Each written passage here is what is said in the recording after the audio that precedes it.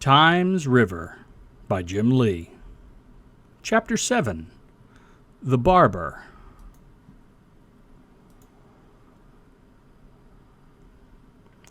Lurching away then from that place, and conscious of my monstrous face, I sought a means to improve my visage, when to my eyes appeared a door, not that far from the river's shore, sprouting from the shrubs like some strange mirage. Beside the door, a barber's pole invited me, so in I stole, finding master of tonsorial arts. "Come and sit," he then bid me to, "and let me see what I can do, for your look might unnerve around these parts." Head in hot soapy water dipped, then my unruly mane was clipped, and wild beard pared away by flashing steel. Admiring then his graceful skill, I praised his work, and with a will I asked him how satisfied he might feel. "'Tis easy, boy, here, now you try," and handing razor cast his eye to his second chair, wherein sat a goat. But as I readied action planned, something jostled my shaking hand, and the errant blade slit the creature's throat.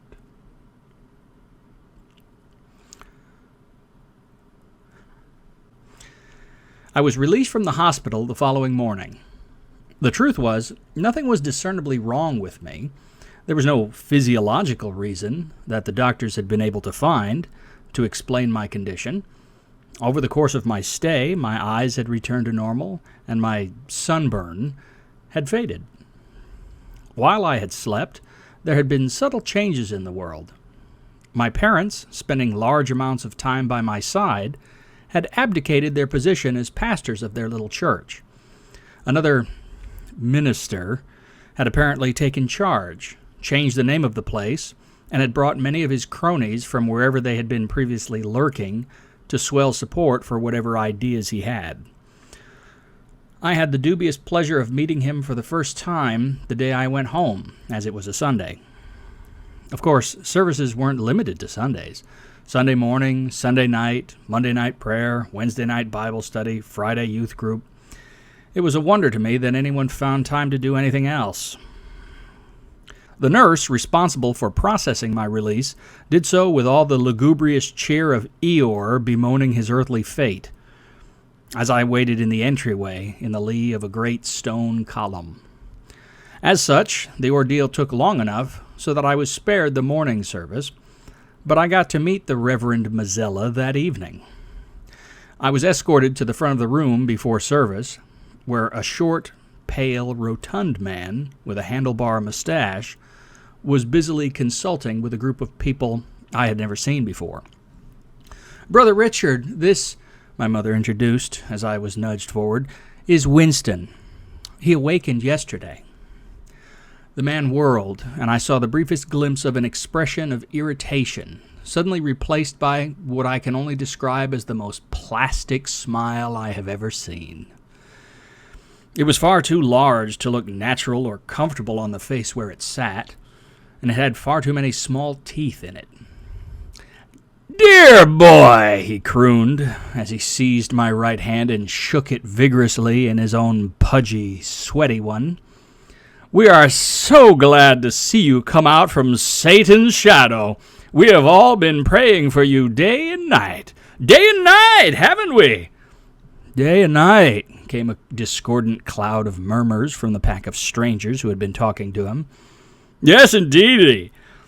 Now you need to get down on your knees and thank the living God that he has seen fit to take pity on such a worm of the dust and call you back from that brink. You need to fall down on your face, praise Jesus, and beg for him to show you how you can serve his holy kingdom. If he has pulled you out of that shadow, boy, he has work for you to do." As this exhortation washed over me, carried on waves of what was surely milk of magnesia, I felt only revulsion. As much as I had come to loathe being compelled to attend church, I had always chided myself for feeling that way, because I believed my parents' motives came from a place of wanting to do good or help people. The sense that filled my mind as the Reverend Mazzella continued to clutch my hand, shaking it with each accented phrase for emphasis, was that of a used car salesman. The best salesman ever. I backed away instinctively, but he would not release my hand. If anything, my reluctance seemed to inspire him to greater volume. "Lord, we ask that you smite this boy with your holy fire, and show him that he is only a worm of the dust, and teach him your will," he intoned. "Teach him, Jesus," murmured the little huddle behind him. I turned to look at my mother, flabbergasted by the pure fakery of this charade, only to see her with her head tilted upward, eyes closed, hands raised to heaven in agreement. She clearly did not see what I saw here, and I would find no camaraderie there. I waited for several minutes as this diatribe continued, wherein I was repeatedly denounced to heaven as a lowly worm of the dust, worthless and undeserving of anything, while internally I was stacking cinder blocks between this man's words and my heart. My faith was questionable at best. I believed there was something going on in the universe, but I was no longer sure exactly what it might be. One thing for certain, though, this charlatan didn't have any of the answers, and I wasn't going to let any of his words in where they might fly about and break something. I believed that I had experienced love at first sight.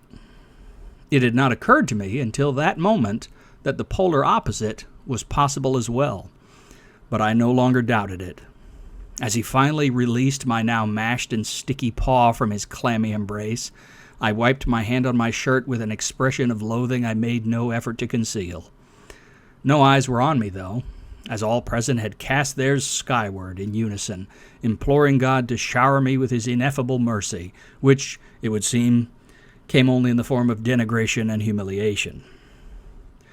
As I returned to a seat in the middle of the chapel, and the service proper began, I listened with growing concern as it became clear that this attitude was not reserved solely for my benefit. Reverend Mazzella clearly believed all God's children to be lowly worms, and saw it as his divine appointment not to rest until each groveled in a proper fashion.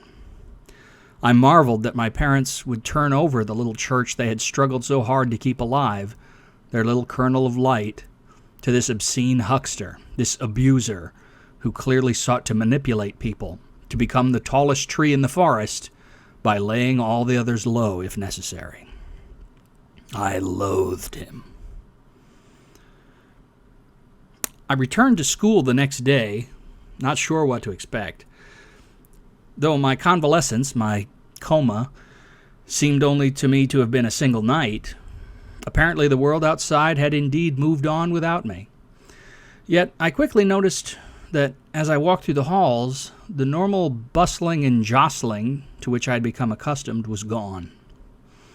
Anyone who has attended a public school in a reasonably populated area can attest. The hallways between classes are filled with a flurry of activity and noise. Yet, as I walked, it seemed a bubble of quiet went before and behind me. The students ahead of me veered out of my path. I felt like Moses walking through the Red Sea, treading a little island of quiet isolation. I could hear a dense burst of renewed hushed talk behind me after I passed, but not clearly enough to distinguish it. It seemed no one wanted to go near the coma boy. Perhaps they thought it might be catching.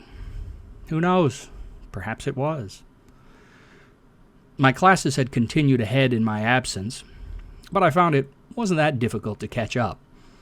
For the first couple days, teachers had set aside copies of assignments in anticipation of my return, but after the first week, these had stopped.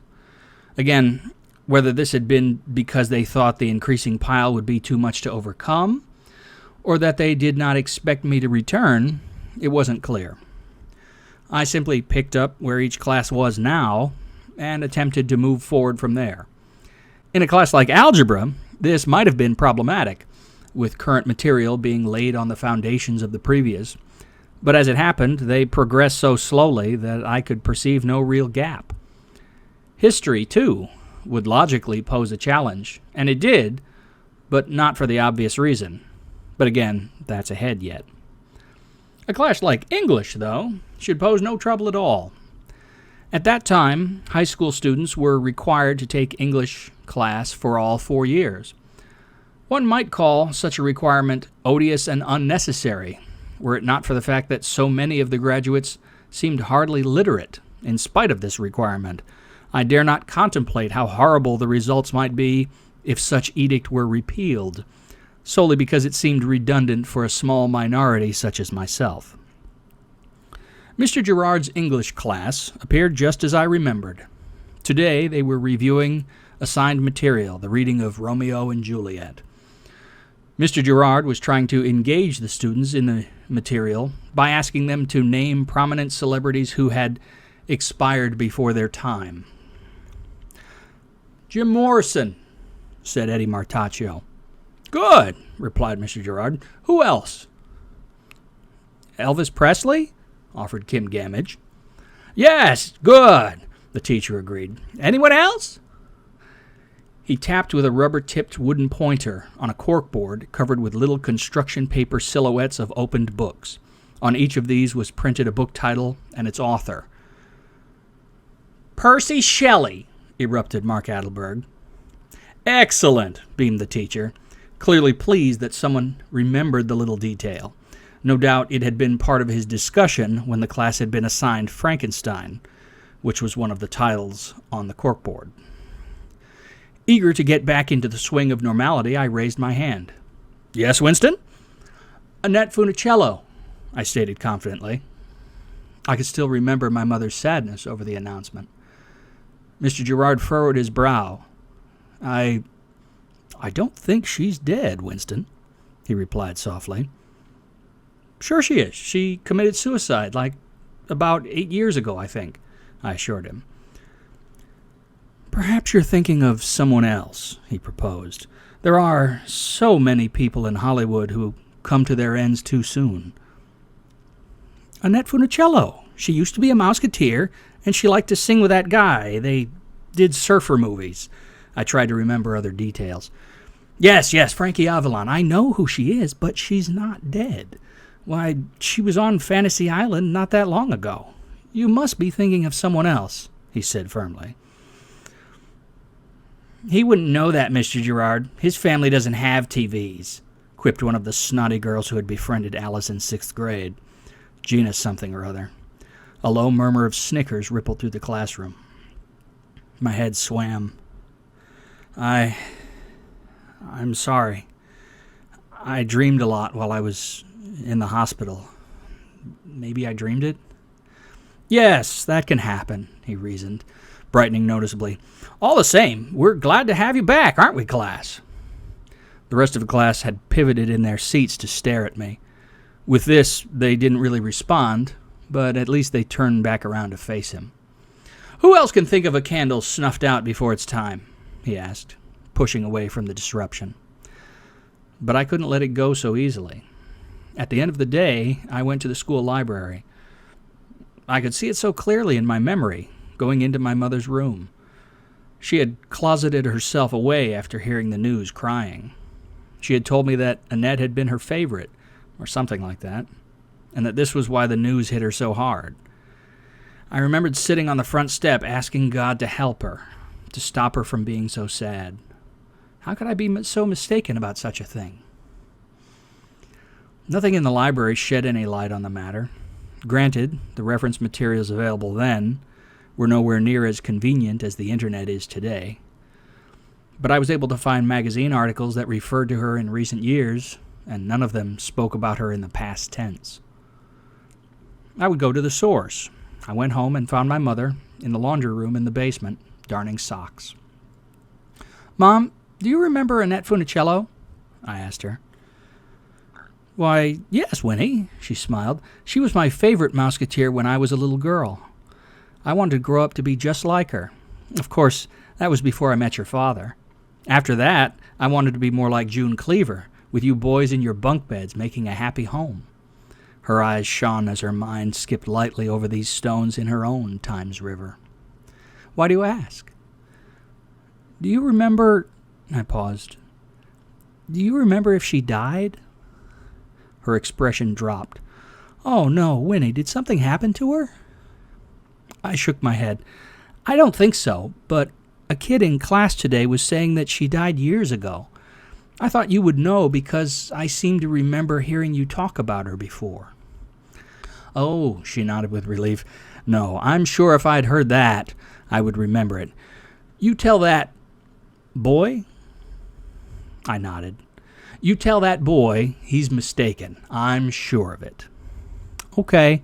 Thanks, Mom," I said, and went back up the stairs and into my room. I tried to think.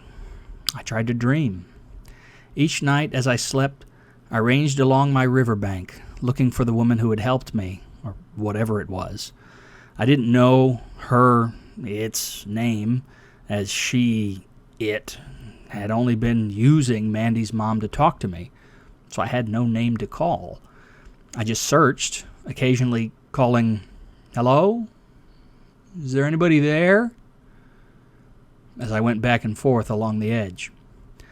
This repeated night after night, week after week, month after month. Each time I thought I heard a sound, I would venture off into the trees, looking for the source of the noise, and each time, finding nothing, I would make my way back to the shore and then continue on. I avoided the clearing where I had lost Mandy. During this time, I was sleeping quite a lot. After settling back into school, I seemed to be doing well in most classes. The other kids were leaving me alone, and I continued as Moses to part the sea of faces everywhere I went. Matthew McElroy was more conspicuous than most in his efforts to avoid me. I saw neither of the Lucas boys at any point, but mentioning Johnny one day in the lunch line, I learned that the two brothers had moved to the other side of town some years ago, to the presidential section.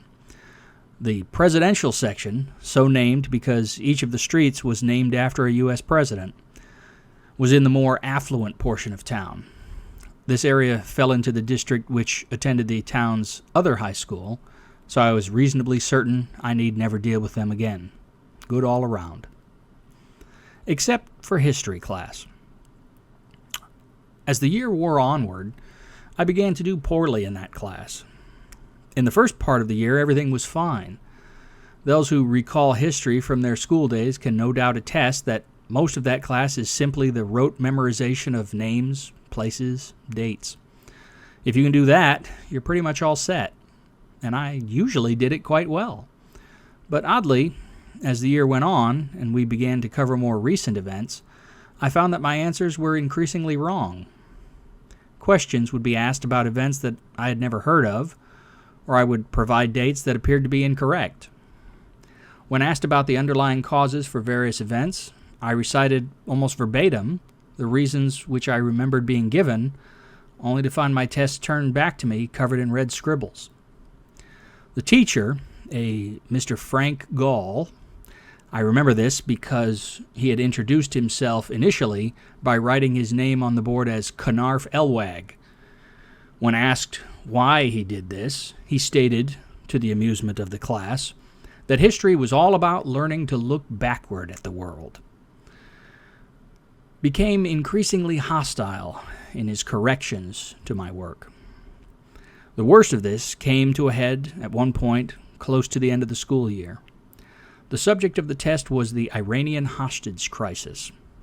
This, of course, was something which had only happened in the past couple years.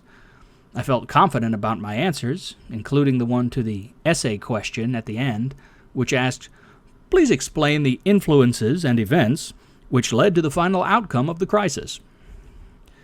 My father had been unusually vocal about this crisis. As the Iranian Revolution had decreased oil output in the region and gasoline had been rationed, with lines extending for blocks, there had been ample opportunity for him to wax poetic on the subject. When the attempted military coup had attempted to take decisive U.S. action in the region, President Carter had lectured the country on the importance of order, on trust, and the rule of law. His swift action to remove the rebellious military leaders and have them tried for treason had galvanized the people, some seeing him for the first time as a man of action. And his promises to resolve the Middle Eastern conflict were believed, and it had won him re-election. But as 1981 wore on, it became clear that this had been all talk. His administration had done nothing. Worse than that, when it was discovered that there had been dealings attempting to curry favor with the Iranians with financial support, public outrage had begun to demand impeachment. Under that pressure, Carter had resigned, and Vice President Mondale had, as his first act as president, pardoned and reinstated the generals who had organized the coup, authorizing whatever actions were necessary to restore order to the region. My father had approved mightily of this, pointing his callous finger at the radio in the dash. "That's what I'm talking about. It's about time they let a real man get in there and set things right." I wrote all of this and more. I went into every detail I could recall and drew conclusions about how each of these events influenced the others. I handed the paper in with a significant sense of accomplishment. Perhaps this would make up for some of the other poor grades I had gotten and show Mr. Gall that I wasn't just goofing off in his class. The next day, as he was handing out the marked papers, when he got to my name, he said calmly, "Winston, see me after class," before finishing handing them out. After the bell rang, as the other kids filed out of the room, I walked up to his desk and waited patiently. As the last student walked out of the room, he said in a low voice, "In all my years of teaching, I have seen many things. Before today, I would have said that I had seen it all. You forced me to amend such a statement." He looked up suddenly and startled me. His eyes were blazing. "I don't know what you think you're doing, but I do not appreciate being mocked. If you insist on behaving this way, I have no choice but to transfer you out of this class. I would rather you had simply left the paper blank than to weary my eyes with this tripe." As he said this last, he slammed down the sheet of paper on the desk in front of me. It was slashed from top to bottom with red pencil, and at the top, more slashed into the sheet than written on it, was a large, boldly scrawled 0. "Get out of my class. Do not come back. See the vice principal for your new classroom assignment. Oh, and Winston," he added pleasantly, stopping me as I attempted to scuttle out of the room. "Yes, sir?" "You should know that institutions for the mentally feeble regularly test patients' ability to be classified as sane by asking them who the current president is. Perhaps you should look into the matter before you find yourself in such a place." As he spoke this last, he got up from his desk and, making 2 long strides toward the door, reached it and slammed it in my face with a crashing boom that echoed down the tiled hall. All the students in the hallway froze and turned to look at me. "Geez, Raleigh, what'd you do to him? Kill his dog?" someone jeered, and there were nervous titters from some unseen face. I fled down the stairs and out the side door. I didn't stop running until I got home and locked the door to my room. Some of you may, if you are old enough or a student of history, already know the problem, but I did not, and so I will explain in the sequence by which I understood. None of this made any sense to me. My answers were correct. These weren't some arbitrary facts culled from the book, trusting to the publisher to get it correct. I had lived through these times, and I could still remember the sound of my father's voice ringing out triumphantly as we sat in the gas line, with the key turned off into accessory mode, listening to a local AM station reporting the news. Dad was a big fan of the AM stations, and I still am today. It sounds crazy, but I love the way the sound fades out and back in again when you go under a big overpass. It kind of anchors you to the world outside the car. Mr. Gall had said, or at least implied, that I didn't know who the president was. That was crazy. But was it any crazier than remembering that Annette Funicello had committed suicide, when all external data clearly indicated that she had not, that she was most definitely alive? I had to get ready. shortly after waking up from my coma the previous fall, I had signed up for an after-school program at the local community college. While I dreaded going to school, I'd grown to love the after-school class. It was being provided as a satellite training program, a kind of preliminary vocational course, for which high school credits would be awarded upon completion. When I signed up, there had been 3 classes available: electronics, data processing, and auto repair. I wasn't really interested in being a grease monkey. Most of the work Dad had done called for both electrical work and some mechanical repair. When he had to do grease monkey work, he was always coming home with new injuries, a split knuckle here, a long gash there. I opted for the electronics course. Unfortunately, it seemed my logic was echoed by many of my classmates. The electronics class was overbooked, and so the overflow was randomly dumped into the other 2 courses. My lot fell to data processing, which sounded like just about the most boring thing in the universe. When they had finished numbing our brains with historical background on machines the size of a warehouse, with no more computing power than a modern pocket calculator, we were introduced to our first programming language, BASIC. We were taught to program in this language on Apple II Plus machines, and I was immediately hooked. I had wasted many weeks' allowance pumping quarters into the arcade game machines at the convenience store up the street from my house. And when I learned there was a place downtown full of all manner of these machines, my days of spending the money on candy were done. Well, for a while anyway. And now I was learning to program these machines. I had grand visions of creating my own video games and becoming one of the idle rich, surrounded by high-tech toys, girls, cars, the works. Of course, that's not how it really goes, but I didn't know that. Not yet, anyway. But aside from those pipe dreams, what appealed to me about programming was something far more fundamental. Computers obeyed logic. They did what you told them to, even to their own destruction. If your program was doing something strange, it was because you made an error. Yes, the view was simplistic, for I didn't yet know about overheating, logic faults arising from flaws in the semiconductors themselves, and things of that nature. But I contend that the initial premise still applies. If you understand all the parameters that can affect a program, and by extension, all those things which can affect the system upon which that program runs, and you design to compensate for all those factors, then your program will behave itself every time. Humans are psychotic. You can never tell what a person is going to do. You might think you know, and then one day that person climbs a clock tower with a rifle and starts outputting logic errors on a grand scale. Machines behave. I mentioned all that because, as I rode my bike down to the college, it seemed to me that there was an error in the system. Something was wrong somewhere. I didn't know if it was me or something else, but I had begun to think like a computer thinks, enough to believe that if I could identify the flaw, everything could be set right. And I had fallen head over heels for the sensation of triumph I would feel when, tracking down a particularly difficult problem, I would suddenly grab hold of the solution. And this was one problem that I absolutely needed to solve. Because I had left school early, I was quite early for the data processing class, even though I normally took a bus straight from school. The college had a respectable library, and I went there at once. I had to know. The encyclopedias had lists of U.S. presidents, but of course these had been printed some time ago. I needed fresher information, so I turned again to the magazine references. I went to the magazine racks and found the issues for 1980.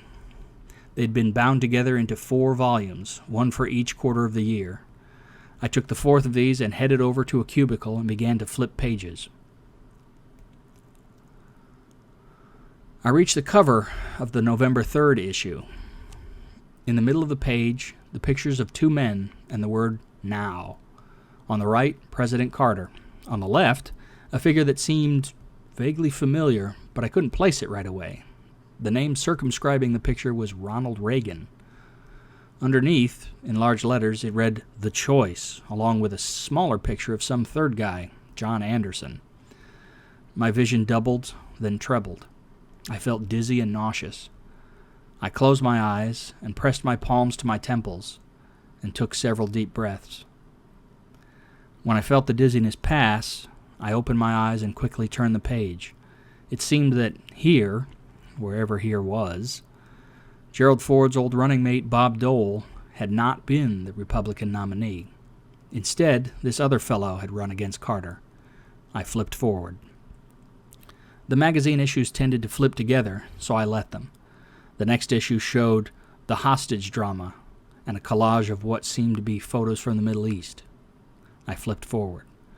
The next issue, from November 17th, 1980, was headed Election Special and had a large photo of this Reagan character. Across the top it read, "A Fresh Start," and in a banner across the bottom right, "Exclusive Interview, What He'll Do." As I stared at my new president, I felt a tingle way back in my brain. I would have sworn I had seen that face somewhere before. I flipped into the issue. Inside, I saw a map of the voting results. 6 small states and Washington, D.C. had gone to Carter, marked in white. The rest of the country was a sea of red. Reagan had been elected in a genuine landslide victory. I flipped on and found this on page 24. At the Century Plaza Hotel in Los Angeles, Reagan mingled with old California backers and showbiz friends such as Jimmy Stewart and Charlton Heston. He was an actor? That's where I knew him from? Yes, that tingle was a flicker now, some old Western show. And this was who America had overwhelmingly chosen? The nausea returned, and it seemed to have brought friends. I didn't have time to do anything about it, and vomited all over the cubicle. No one seemed to be around, and I fled the library. I went into a stall in the men's room, expecting more eruptions, but none came. I stood there, hawking up wads of spit, trying to get the taste out of my mouth, and breathing heavily. After a while, I felt calmer and stepped out into the bathroom. There was still nobody around. I ran cold water and cupped my hands under the faucet and, slurping the water, rinsed my mouth out and spat. I washed my face and hands and walked out, still feeling untethered and queasy, but the worst seemed to have passed. I saw a janitor wheeling a cart of cleaning supplies toward the library and guessed someone had discovered my accident. I turned and headed in the other direction, toward the computer lab.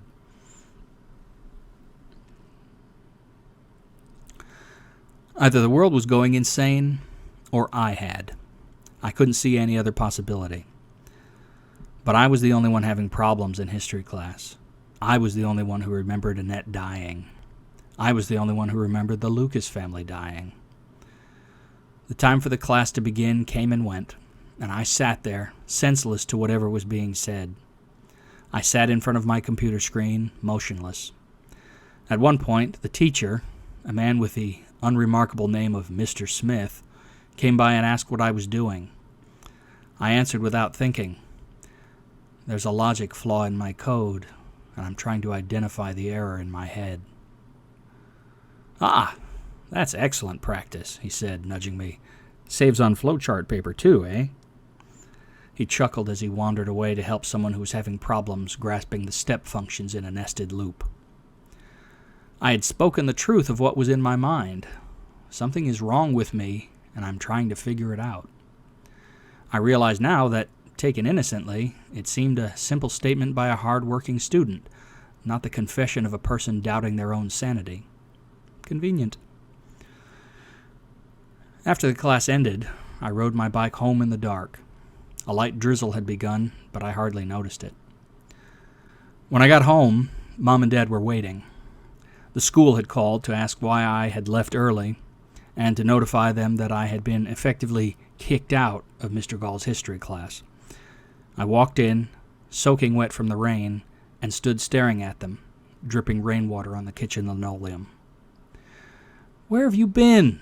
The school called. We've been worried sick about you," my mother said. I didn't respond. I just stood there staring at them. I didn't know what to say. Yet I heard myself talking anyway. "I went to the library at the college. Reagan is president now," my voice droned. The look of mingled anger and irritation on her face changed suddenly then to one of concern. "Are you all right?" she asked, putting her hand on my forehead. Her hand felt like a branding iron, and I flinched away from it. "Oh, Jesus, you're freezing," she cried. "Come on, let's get you into bed. We'll worry about the rest of this later." My father looked from me to her and back to me. "Hold on just a moment." He knelt down in front of me, putting his face at a level just below mine so he could look up into my drooping eyes. "Who was president before?" I looked at him blandly. "Carter," I said. An expression of relief eased a tightness I saw in his face. He stood up and said, "Okay, fine, off to bed, but we will be talking about this later." We never did, though. Tucked into bed, with an extra quilt over the top of me, I fell fast asleep in seconds. I found myself, as usual, on the riverbank. My lethargy was gone, and panic sang in my blood. I shouted, "Hey! Hey! Somebody! Anybody! I need help! Please! Somebody! Help!" I heard the echoes of my words rebound away, but no response came. I began frantically to run along the shoreline, continuing to shout, as I had done so many times before. My urgency was so much greater than ever before, but still no voice called back. I had reached the end of where I normally ran, and was about to turn back. Ahead was the little turn that led into the grassy clearing. I had tried everywhere else. What choice did I have? I had to find an answer, and if there was any chance that it might be in there, I had to take it. I went on and followed the little path into the clearing, and beheld a very odd thing indeed. Ahead of me, on the opposite side of the little circle, where there should have been only more trees, stood the entrance to a little storefront. The door was a simple wooden door, painted white, with a 4-pane window set into it. Hanging in this window by a string from above was a small sign, red letters on a white background. "Open," it declared. To either side of the door, gray shingles extended for a few feet in either direction before merging incongruously with the surrounding foliage. To the immediate right of the door, a barber pole was mounted in brass fittings and rotated slowly, the red spiral on the white background seeming to slide up and up and up. I stood there for a moment, thunderstruck at the strangeness of it.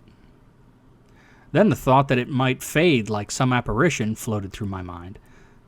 Terrified that I might lose the only chance I had to regain my sanity, I bolted toward the door and hurled it open. Inside, a small bell rang noisily as I burst inside. "Easy now, Winnie. I'm not going anywhere," said a man behind a counter. His back was toward me, but there was a mirror across the back of the shop, and from this I could see one eye looking around behind him. He was dressed in white and had some kind of apron tied around behind him. "I'll be with you in just a minute. You'll want to have a look around first anyway." I looked. The inside was just what I expected to find inside a door with a barber's pole next to it, though I had never been to one before. My mother always cut my hair. There were 2 metal chairs with blue padded cushions bolted into the floor in what seemed to be the main work area. Underneath they had pedals, as I would expect, for raising and lowering the chair.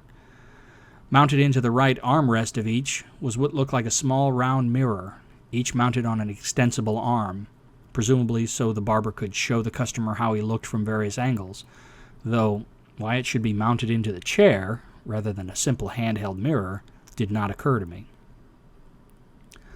To the right of this area, along the right wall, stood a battered-looking cigarette machine, which was normal enough, but next to it stood, or rather sagged, a dilapidated organ keyboard.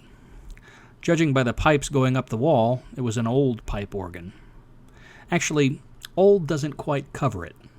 The cigarette machine looked old. By comparison, this thing looked like it had been forged out of molten metal issuing from a volcano before man invented fire.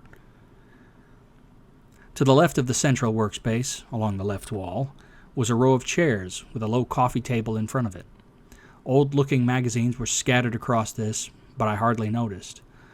All of the chairs were empty except one. In the last chair, slumped against the far wall, my little brother Eddie was snoring. "What is he doing here?" I hollered, pointing at Eddie. The barber appeared to be giving change to a tall man, the only other occupant. The man was wearing a long white trench coat, and as I looked at him, he pulled the collars up around his face, shielding it from my view. A shock of black hair poked out of the circle of the collar, and he quickly squashed a battered hat down upon this.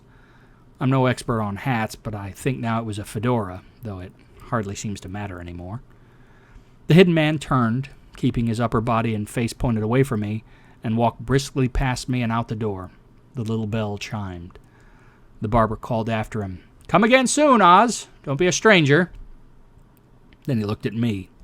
"So, little Winnie has finally decided to stop avoiding me and pay me a visit. This is my lucky day. What's the occasion, son?" He was smiling, with a wide, warm, inviting smile. This grin was framed with a mustache and beard of a lustrous orange-reddish-brown, like copper. The beard was trimmed neatly into a pointed V, and the color continued back into thick hair of the same hue, neatly trimmed above the collar. Atop this mane, a single curl dangled forward between his eyebrows. His eyes were bright pools of richest royal blue, and they twinkled in the fluorescent lights which hummed above the shop. His nose was somewhat long, but not exceedingly so, and somewhat thin and aquiline. "Cat got your tongue?" he asked. "What," I repeated, pointing at Eddie, "is he doing here?" "Oh, him? He's sleeping." "Obviously," the barber replied, still smiling. "Don't mind him. We're here to talk about you. I promise you, he'll go home when you do. Now," he said with a flourish, "what brings you to my humble shop?" "I need help," I replied nervously. "Yes, I know you do. Terrible business, that. Come on over and have a seat." He walked behind one of the chairs and patted the back cushion. "This one's on the house," he winked. "I don't need a haircut. I need help," I told him. "Nonsense. Very few people realize that what flowers on the outside of the head often reflects what lurks on the inside, and your outside, dear boy, is a wreck. Hop up," he stated matter-of-factly. I sat in the chair. He pumped the pedals a few times, and the chair lifted off the floor. "Now then, let's have a look," he said, and extended the little mirror across in front of me. His voice grew stern and commanding for a moment. "Do not touch the mirror." Then he returned to his former mode of speech. "Okay?" Startled by the command, I nodded my head, unable to speak. "Good," he said, and stepped back behind the chair. I looked into the mirror, but instead of my reflection staring back at me, I found myself looking into a window that looked out over what appeared to be a construction site of some kind. Stacks of lumber lay here and there, a pallet of bags of cement, cinder blocks, and various pieces of equipment. A great yellow bulldozer lumbered slowly through the background. "Yes, terrible business that, but what's done is done. It's time to look to the future, I say," said the barber. "What are you talking about? What am I looking at?" I whined. "Oh, sorry. Forgot how short you are," he said, and tilted the mirror back. The view inside moved upward, and now I could see a street sign hanging above the foreground. Reagan Street, it read. "New construction over in the presidential section. Just started. Quite a shock, I know. But if it's any consolation," he whispered conspiratorially, "I have it on good authority that the builder is going to be cutting corners, so there'll be more shoddy death traps." "A hearkening back to the days of yesteryear, eh?" the barber said as he clapped me on the back and began combing my hair. "Oh, stop thinking of me as the barber.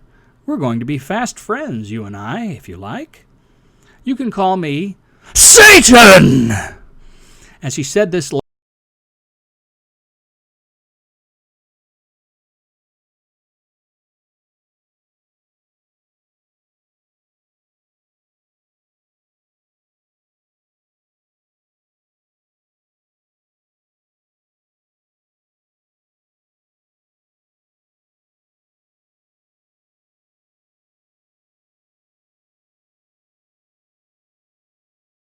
say was, "You can call me Stan." "You said Satan," I shouted. He laughed. I know. It's a terrible joke. You have any idea how long it took me to train that cat to jump up there on cue? Still, it's pretty funny, right? I squirmed nervously. He thwacked the back of my head lightly with the comb. "Stop fidgeting. You do that while I'm cutting, and I'll have to cut it so short you'll be envying Howdy Doody's haircut." I craned around and looked at him. "What? Outdated reference? Sorry. I just mean it'll mess your hair up if you flinch while I'm working, and you don't want to do that. Now, face front." I sat straight again. "Look," he said, as he began to work with the scissors, "you can call me whatever you like. I've had many names, and I can't say I care for more than 1 in 10. You need help. I'm going to help you. You want to know who I am, but you have too many prejudices crammed into your head to hear me clearly when I tell you. I've already agreed to help you. I'm doing it right now. No questions asked, no strings or conditions.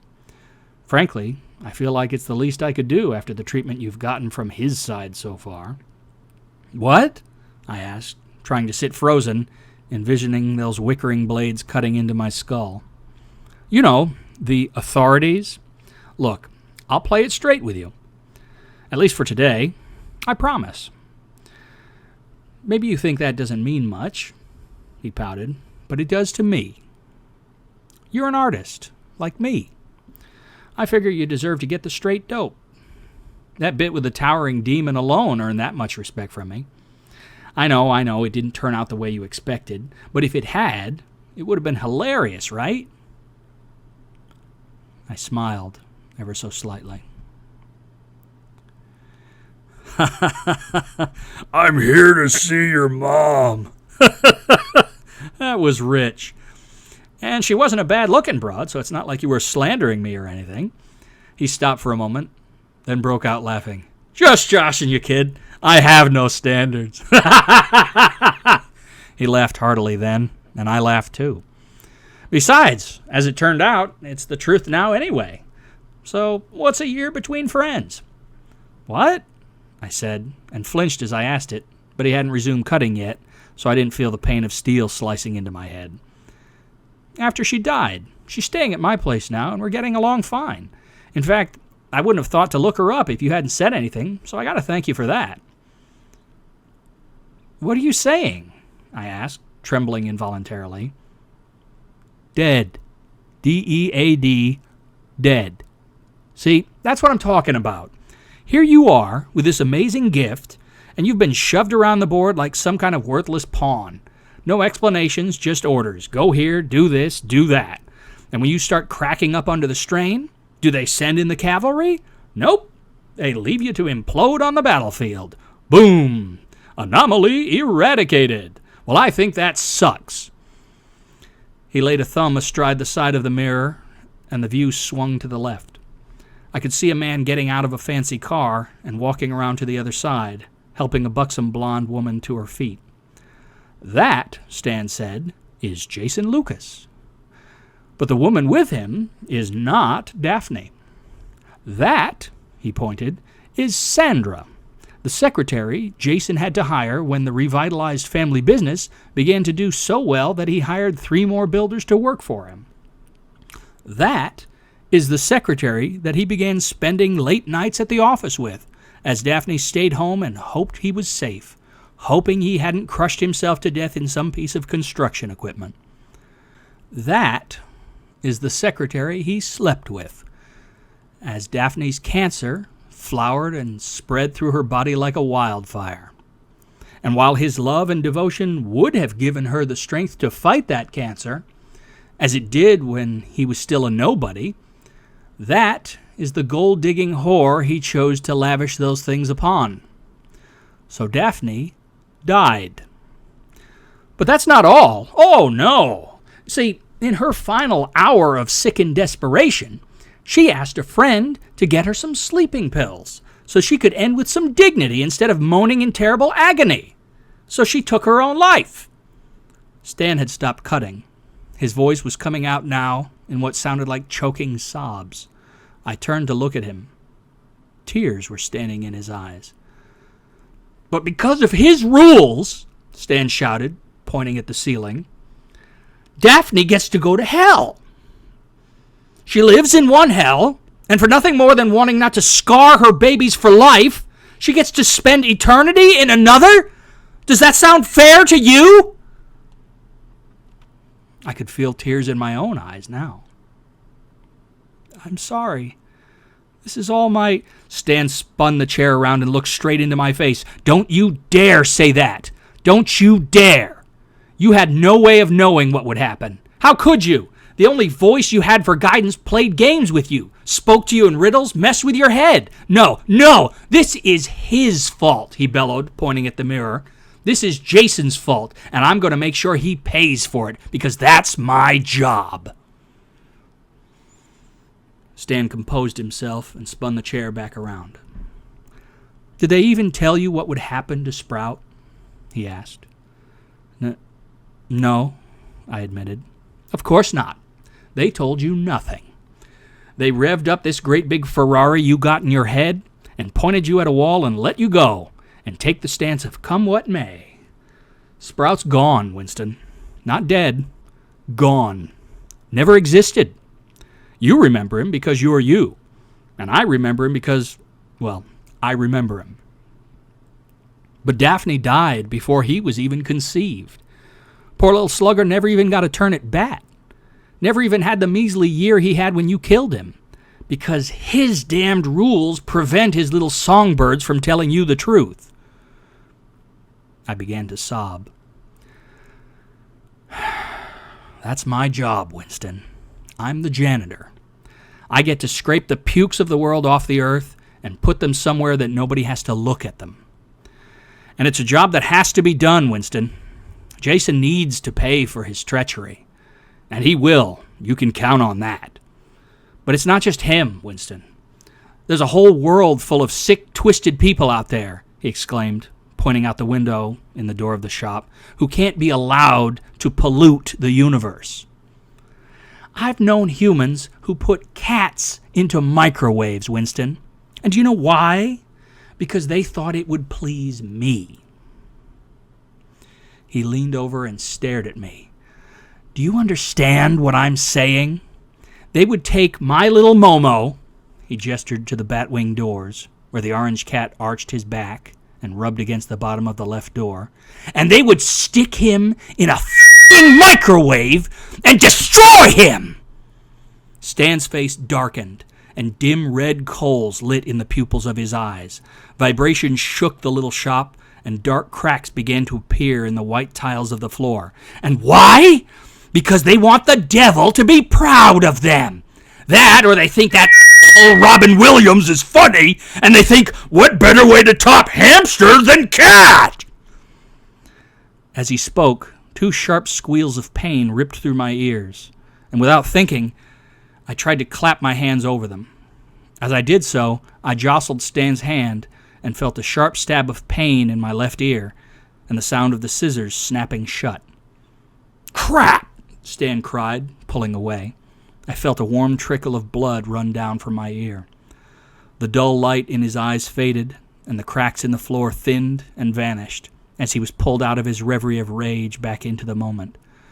Oh, you got clipped pretty good there. Here, let me get a Band-Aid. He rummaged through a drawer in the small bench behind him and brought out an orange strip. Sorry, I forgot myself for a minute there. And you don't know how to process those words correctly yet, do you? Crap. He removed the adhesive backing and applied the tiny strip over the notch his scissors had made in my ear. Sorry, I can't do the whole fix the chopped up ear thing. That's his bag. But you knew that, didn't you? I guess I did, I replied, still frightened by the display I had seen. Stan fetched a deep sigh. I am the janitor. My job is to take my little bucket of cat litter and sprinkle it over the pukes and scrape them up. I don't like the job. I hate it. But every once in a while, something falls into my lap, something I can actually help. And I'm happy to do it because it means I get to rebel. And that's what I was made to want. I can no more fight that impulse than a drop of rain can do anything but fall. I know who's really in charge. I'm not stupid.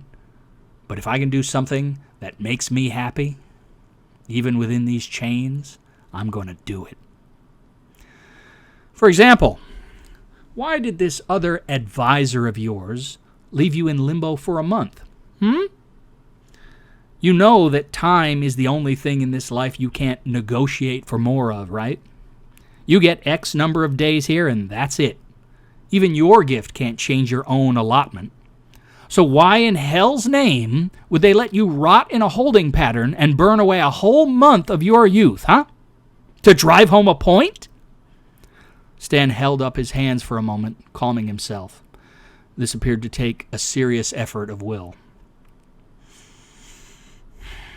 If you were working for me, I wouldn't do that to you, he said with a smile. Which brings me to my proposal. Let me ask you something.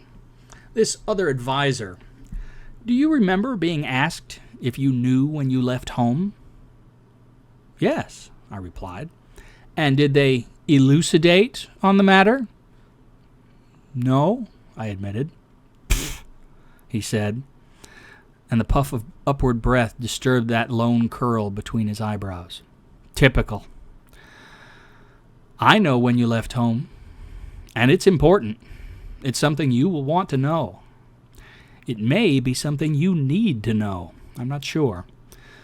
But the information is dear. It's not part of today's service, and as such, I have to trade you for it. You said you would help me, no strings attached, I said. I did, and I have. Your hair is done, no charge. You can leave whenever you want, and as promised, he will go with you, he answered, thumbing in Eddie's direction. When you awake, you will find the chaos stirred up around you has settled significantly. Some things I could not correct. You're stuck with old Ronnie, at least for now. But much else will be set right. The problem is, he said, as he lowered the chair with a pedal press, you don't really have the information you need yet to make sense of all this. Some I can give you, some you will have to learn on your own. Can't you just tell me? I asked. Sorry, kid, he grimaced. His rules, he said, pointing up again. First one's free. After that, I have to make deals. The stories you've been told tell of me twisting the deals to make sure that people get screwed no matter what the deal is. It's supposed to make you afraid to trust me. That's just the crappy hand I've been dealt. But I don't have to screw you over. Believe it or not, I am allowed to have things I care about. People I care about. Here, take a look at this, he said, tapping the mirror. The scene had changed. Inside, I saw what looked like a picture I had once seen of an underground cavern, with ribbons of colored stone which had trickled down from unseen holes in the roof above, forming over thousands of years. Small floodlights of various colors shot up at various angles, highlighting the colors in the stone. The surfaces had been polished to smooth, reflective, glassy perfection, and everywhere the lights and colors were multiplied by these stone mirrors. In the center of the scene, a great green stone pedestal rose above the surrounding floor. The top of this stone pedestal flared outward and upward, forming a hollow bowl. The bowl was filled with soapy, steaming water.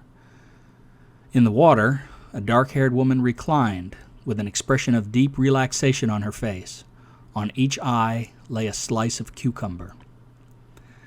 I looked at him inquisitively. Daphne, he said simply. I am ordered to persecute the wicked. She is not wicked. So even though she has been banished to my realm, I will not harm her. It's one of my little acts of rebellion against him. It is, he said quietly, lowering his head, how I was made. Why do you show me this? I asked him. You are afraid. I ask you to make a deal with me, and I can help you further. You have been taught that it is death to deal with me. Yet you have seen that you have been driven to the brink of death already by one of his songbirds. Without guidance, you have run to and fro along your shoreline. Alone? No. Every now and then, you would hear sounds in the trees and leave the shore to investigate. And when you returned, did you know enough from your songbird to be careful to retrace your steps precisely? No. He sat in the other barber's chair, turning it to face me. This river of yours is no simple dream. It is a manifestation of your talent. When you travel along it, part of your... He made an odd squeaking noise rather than a word here. Part of your soul travels in time. You are anchored to that part of you. When you have left the shore at various points and wandered into the trees, you have been rolling the dice of probability at that point in your history. As a result, each night your search for help has further randomized the slice of the universe to which your perception is attuned. On one of these trips, when you came back to the shore by different steps, you returned to a reality wherein Ronald Reagan was elected President of the United States in 1980. At this point, a faint trumpet seemed to sound in the distance. Yeah, shut up, Stan said. You just didn't know it at the time. There have been other changes as well. I have repaired what I could and set some things back on a better track, because I'm an artist too. The truth is, you could do more than I can if you understood how to use what you've got fully. But that's never going to happen unless you get help. A second, louder blast of the trumpet sounded. It sounded like there was more than one, actually. Stan shook his head. The glade here has only the narrow path, so you have to retrace your steps to get out. You won't break anything here, so don't worry about that. He stood up and walked over to Eddie. He took something I couldn't see and tucked it into Eddie's pajama top. These were not the first time you left your river's edge, he said, and suddenly the trumpet was deafening, coming from all directions at once. I can say no more without a deal, it seems. You think about what I've said, and you come back when you've decided. Unlike some voices, I will be here. He looked up at the ceiling, smirking. In payment for the service I request, I will grant you the knowledge you seek. The service is simple. I will ask you to go to someone I choose and speak to them 7 words, and then depart. Once you have spoken the 7 words, your debt to me will be paid. The person to whom you speak will not be able to harm you, nor shall any agent of mine harm you for speaking these words. He snickered. And no, they are not the 7 words you can't say on television, he said, laughing. Now go. I got up from the chair and opened the door. The little bell chimed, and as I watched, Eddie faded to transparency. Go! Stan yelled as a buzzing sound filled the air. I stepped through the door, and it slammed shut behind me. Inside, muffled, I could hear Stan laughing briefly before the rising sound of buzzing drowned it out.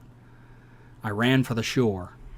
Behind me, the buzzing became a roar, blotting out the world of sound in a thunderous torrent of noise. It was the sound of an infinity of wings beating the air. I reached the river's edge and, stopping, pinched myself, screaming, "Wake up!" and sat bolt upright in bed, hurling the covers onto the floor. Eddie was standing next to me at the side of my bed. In his hands, he held my wooden sword. "Why did you put this in my bed? I might have rolled over on it and broke it," he said, holding it out to me. I didn't know where it was. "Thank you," I said, and took it. "Okay," he said dreamily, and wandered back to his room. He was sleepwalking. He didn't remember it the next day when I asked him about it. On the sword, the next word had been added. With the plank having now been carved down into a narrow sword, there was only room for one more word on the blade before it reached the line signifying the beginning of the hilt that had been inscribed into it. It now read, Lost eyes find lies. Free roam find.